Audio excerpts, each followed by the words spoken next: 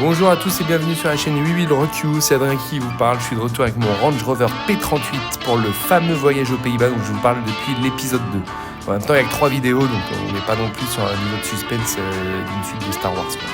Mais bon, merci à vous pour votre patience. N'hésitez pas à vous abonner s'il vous plaît, ça m'aiderait beaucoup et j'essaierai de vous faire des vidéos plus régulières. Donc abonnez-vous, merci beaucoup et maintenant place au voyage. Pour les puristes, un petit clin d'œil au Range Rover.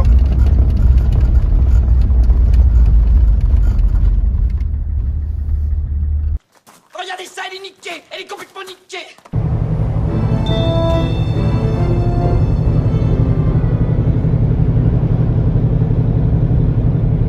Alors pour être complètement honnête avec vous, je suis bien allé aux Pays-Bas l'autre jour à la suite de la dernière vidéo, le lendemain. Tout s'est bien passé, la voiture a tenu. Donc finalement, il n'y avait pas grand chose à montrer sur la vidéo. Bon, je suis pas sûr qu'il y ait beaucoup plus de choses aujourd'hui. Mais comme je dois y aller de toute façon tous les 4 mois aux Pays-Bas, je me suis dit je vais plutôt refilmer aujourd'hui pour vous montrer une vidéo plus récente. Et en plus cette fois-ci je vais carrément dormir dans la voiture, je vais l'utiliser en mode un peu camping-car. Par contre là on est en octobre donc il commence à faire vraiment froid. Et j'ai pas de chauffage dans la voiture parce que j'avais une déviation au niveau du radiateur intérieur, liquide de refroidissement fluide.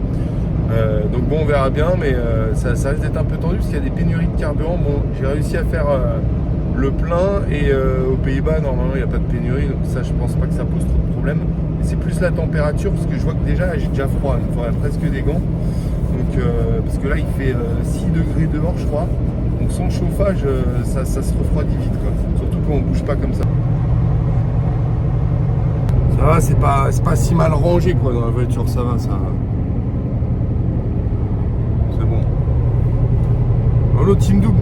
T'es sérieux à me doubler toi? Et n'empêche, on voit que le carburant, il n'y en a plus beaucoup. Hein. Ça respecte les limitations, je vous le dis. Moi, hein. Ah, il n'y en a pas un qui passe là maintenant. Tout à l'heure, il y en a un qui m'a doublé, mais plus maintenant. Hein. Putain, mais l'indécence des mecs en électrique, quoi.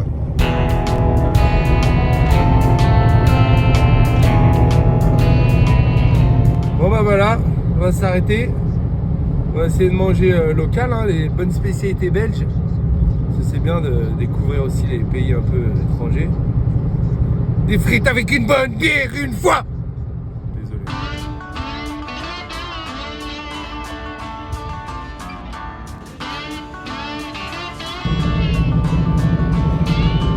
Bon bah finalement c'est un peu réchauffé quand même. Hein. 14h, j'arrive aux Pays-Bas. Toujours pas de panne. Je commence à perdre espoir de tomber en panne pour une vidéo là. Je suis quand même dans une voiture dont la réputation pourrie n'a plus à faire ses preuves. Elle n'a pas eu d'entretien ces 3 dernières années quasiment. J'ai pas roulé avec depuis 1 an. Et elle n'est pas foutue de tomber en panne quoi. Oh putain. Je déconne. Ils ont cru là. Ils ont complètement cru. Ok, je tiens pas le volant. Et alors, il va m'arriver quoi si je tiens pas le volant? Hein? J'ai pas de support. Hein? Ah ouais, non. Je vais le tenir le volant.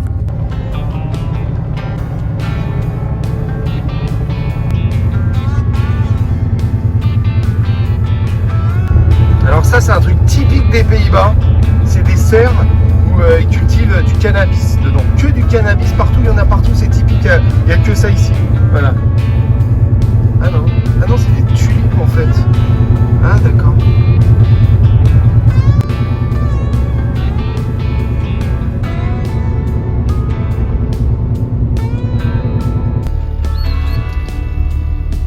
Bah nous voilà à La Haye aux Pays-Bas. On est arrivé à destination. Je vais tout de suite aller à la galerie, livrer mes tableaux.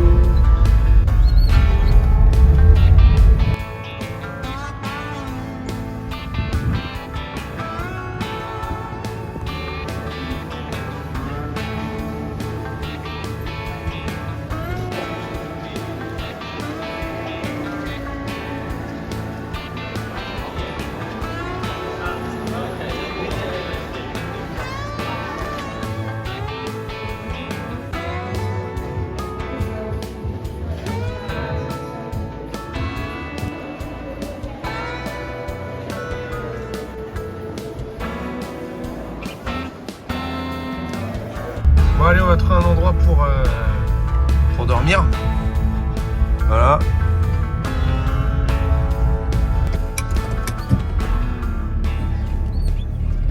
Et voilà, impeccable camping-car avec le tram d'un côté, l'autoroute de l'autre. Franchement, je pense qu'on va dormir tranquille, quoi. Voilà, on va faire plaisir à Greta là, un petit peu là. On va essayer d'être écologique. Ça ronronne pas comme un ranch, quoi. Surtout comme un ranch diesel d'il y a 25 ans. On ronronne pas pareil. Il y a une meuf là-bas. Je vais lui mettre la misère, je vais la doubler direct. Elle est en vélo, mon skate. Comment je suis en train de la bouffer. Oh putain, je vais tomber. Regardez, regardez comment je la bouffe. Regardez. Regardez. La bouffer là.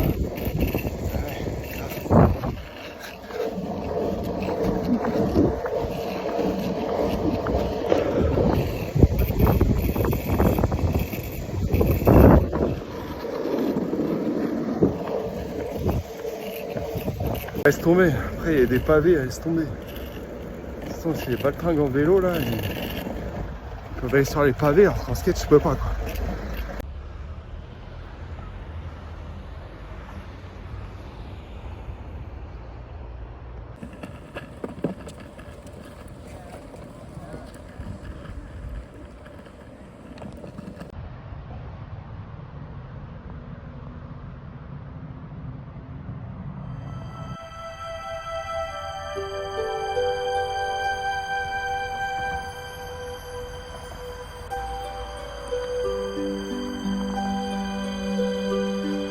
Et voilà, voilà la chambre. Et franchement, ce serait presque chaleureux. S'il n'y avait pas ces genres de poussière ou d'insectes là, je sais pas ce que c'est.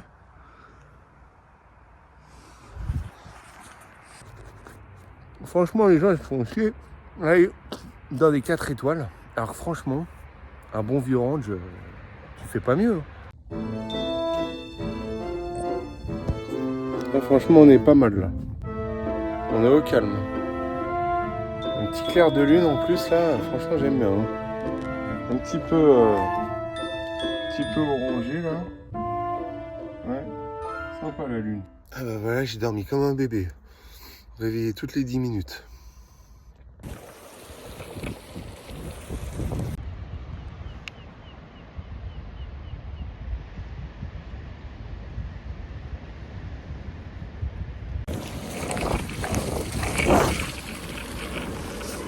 Le ranch, ça a quand même quelques avantages. Je vais aller remettre de l'essence et je vais rentrer en France, que vu le temps qu'il fait, de toute façon il n'y a pas grand chose d'autre à faire ici. Ah, ici pas de pénurie, mais bon, le gasoil il n'est pas donné quand même. Hein.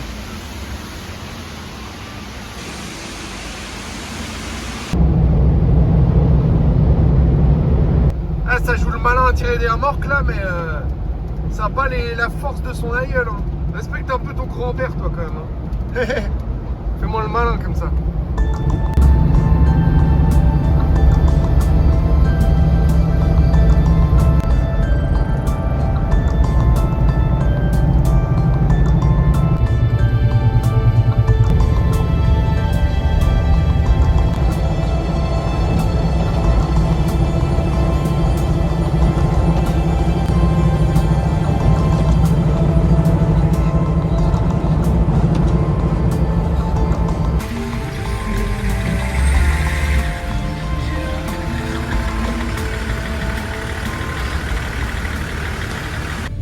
Et voilà, je viens d'arriver à Paris, donc bon bah tout s'est bien passé. Là je vais l'utiliser ici quelques semaines, puisque c'est un diesel de 99, donc je crois que c'est critère 2, normalement ça passe hein, sans problème. Et après je le ramènerai dans sa grange bretonne, et on va essayer de faire quelques réparations, notamment réparer le chauffage, parce que c'est vrai que ça c'est quand même embêtant de ne pas avoir de chauffage en hiver. Voilà. Donc on se revoit tout de suite, pour moi ce sera dans quelques semaines et voilà pour la suite, pour la partie mécanique. Bon retour en Bretagne, ça, cette tête de déterré là, je suis mal réveillé là je crois. À vrai dire, elle est que 14h, ouais. Bon. Je repars en Bretagne, comme vous voyez, je suis pas à vide là, la voiture elle est blindée de dingue. Moi j'essaie de rentabiliser l'espace, hein, parce que bon, c'est pas terrible de rouler seul en Range Rover sinon. Ouais, donc je reprends la vidéo au bout de 3 mois. Ça fait longtemps, hein. J'ai pas eu l'occasion de retourner là-bas. Je vais pas vous filmer le voyage complet parce que bon, enfin voilà, on a déjà fait 3 trajets, on a vu qu'il se passait rien, donc à force ça va être lassant. Donc je vais vous reprendre directement là-bas pour la partie mécanique qui concernera le chauffage. Ce coup-ci, parce qu'il n'y a plus de chauffage dans cette voiture, donc vous voyez là ça marque 20, mais en fait ça chauffe rien du tout. Par contre en dessous c'est marqué 3, c'est la température extérieure. Je peux vous dire que sans chauffage, ça caille un petit peu là dans la voiture, donc il est temps d'essayer de réparer ça.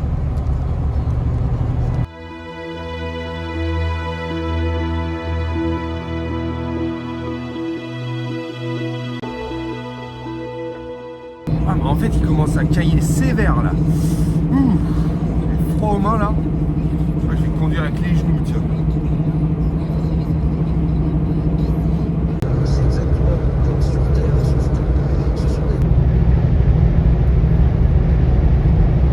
Et voilà, Bretagne. On arrive.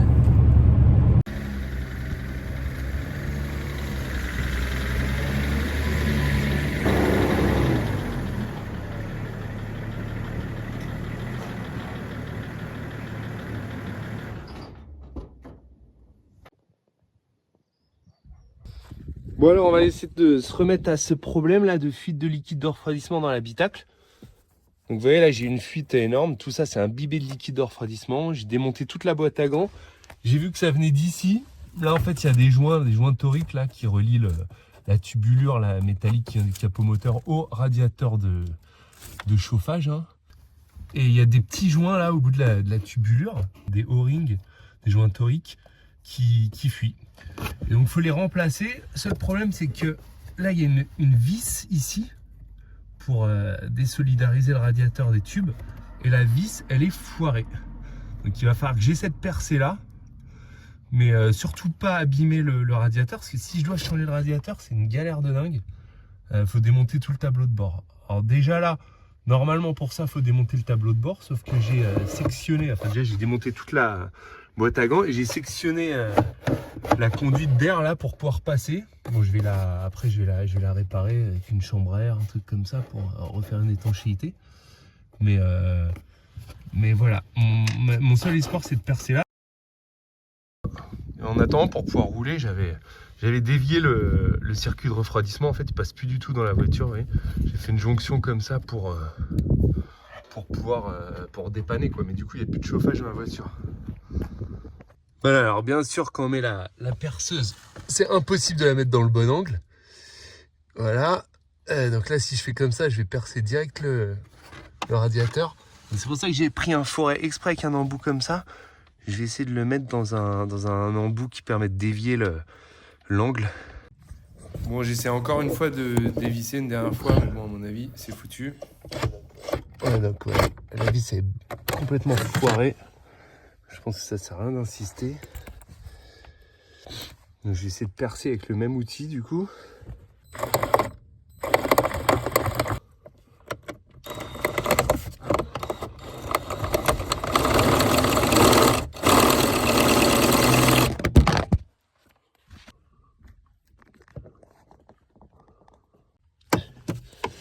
On va regarder un peu la solidité du truc là. Mais tout doucement parce que forcément le radiateur en plastique, j'ai pas envie de l'abîmer. Ouais bon, je sais pas, ça bouge pas, je vais continuer à percer, hein. Je fais des petites pauses aussi parce que j'ai peur que la vis chauffe trop et qu'elle fonde le plastique autour du radiateur. Donc ah, je suis encore là, hein. Putain. Voilà, donc là ça y est, j'ai transpercé. Alors je suis allé prendre un forêt plus gros, j'ai pris un de 6 alors que j'avais un de 5 au début. J'espère que j'ai pas abîmé le radiateur du coup, parce que dans le radiateur là je crois que c'est un trou de 5.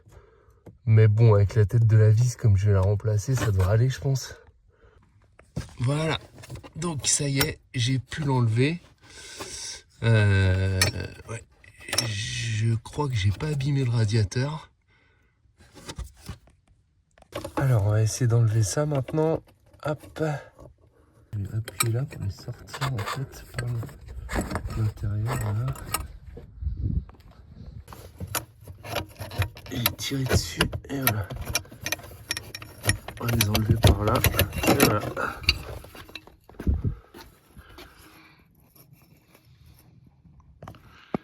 Ah, j'ai l'impression qu'il y a de la colle là-dedans en fait. C'est pour ça que j'arrive pas à l'enlever. Ah bah si, en fait j'y arrive à force de forcer. Donc non, c'était peut-être pas de la colle en fait, c'est peut-être du liquide de refroidissement qui est séché, comme il y a une fuite en fait. Du coup j'ai l'impression qu'il y a de la résine comme de l'époxy, mais je pense que c'est le liquide de refroidissement séché. Parce que voilà, ça part.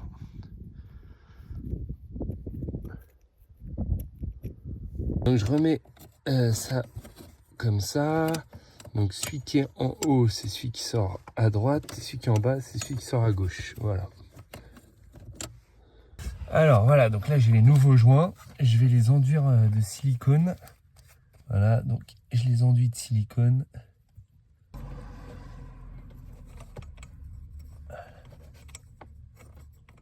Donc on va essayer de mettre la vis comme ça.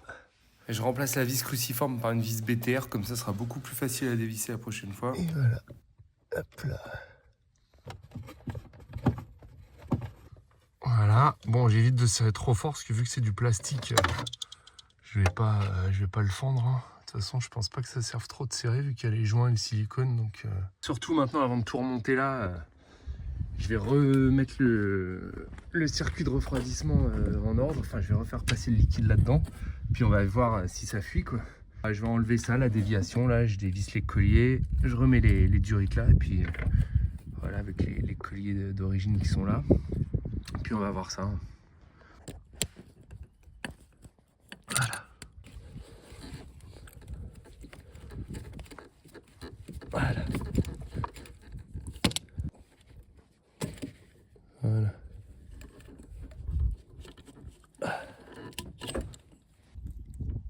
J'espère que ça va pas fuir parce que franchement ça m'embêterait de raccorder tout ça pour rien quoi.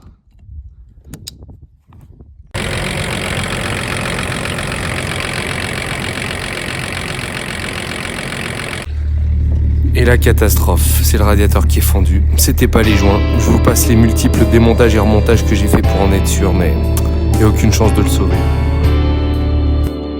Voilà, donc j'ai remis ma déviation en place. Voilà, donc toujours pas de chauffage.